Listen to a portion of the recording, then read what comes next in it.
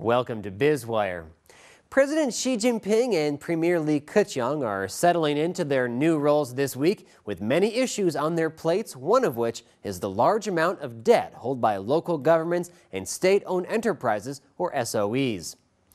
China is known as a nation of savers, and individuals generally are, and the central government's finances are also likely in good order and boasts over $3.3 trillion in foreign exchange reserves, including $1.3 trillion in U.S. treasuries. But local governments keen to stimulate growth in their home districts have gone on what many describe as a spending binge, especially since the financial crisis which began in 2008 to prop up local employment and industries. Big infrastructure projects and fixed asset investment has been one of the main drivers of GDP growth that officials have relied upon to give Beijing the numbers that it wants. Newly appointed Finance Minister Lou Jiwei said that China would regain budgetary balance in a few years as external conditions improve and the government's domestic expenditures are better regulated. Lou said China should establish a strong and balanced fiscal system, but that the deficit is relatively large at the moment.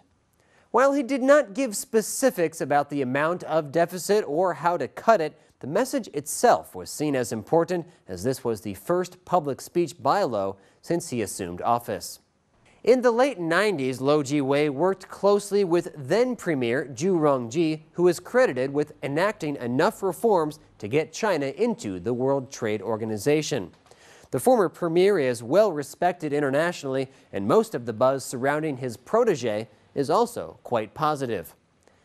Lou is credited with helping to overhaul China's tax system before running China Investment Corporation, China's sovereign wealth fund, and is seen as a strong advocate for market reforms and budgetary restraint. Lou's current superior, Premier Li Keqiang, has vowed to cut spending, although he has also said the government cannot renege on its commitment to improve general well-being over the long run.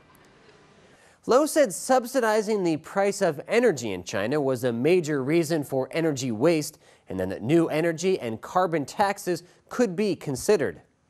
Lou said he was heading an investigation on the nearly $2 trillion of local government debt to separate hidden debts from those on the balance sheet.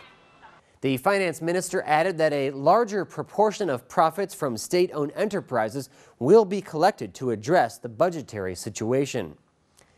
Stephen Groff, vice president of the Asian Development Bank, said that in order to gain more fiscal revenue, the first step for China to take should be to broaden its tax base.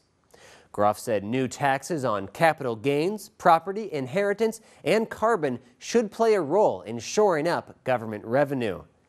Economists estimate that the real burden for Chinese taxpayers was about 29% of income, which has been growing by about 0.5% annually over the past 5 years.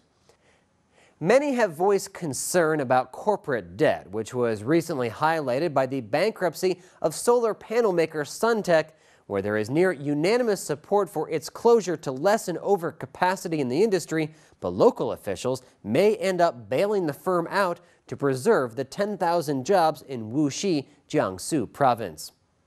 According to GK Dragonomics, China's total corporate debt amounted to 108% of GDP in 2011 and then climbed to a 15-year high of 122% of GDP last year. An important facet of China's corporate indebtedness is that many debt-laden companies are government-owned, as are the banks that lend to them. The implicit guarantees on this debt, too, suggest that the government's liabilities are much higher than its balance sheet indicates and that there's more risk of default than meets the eye. Respected economist Zhang Monan says that in order to assess China's financial risk accurately, policymakers and economists must consider the risks that lie in the country's asset structure and the liabilities that are not included on its balance sheet to get a clear picture of China's fiscal position.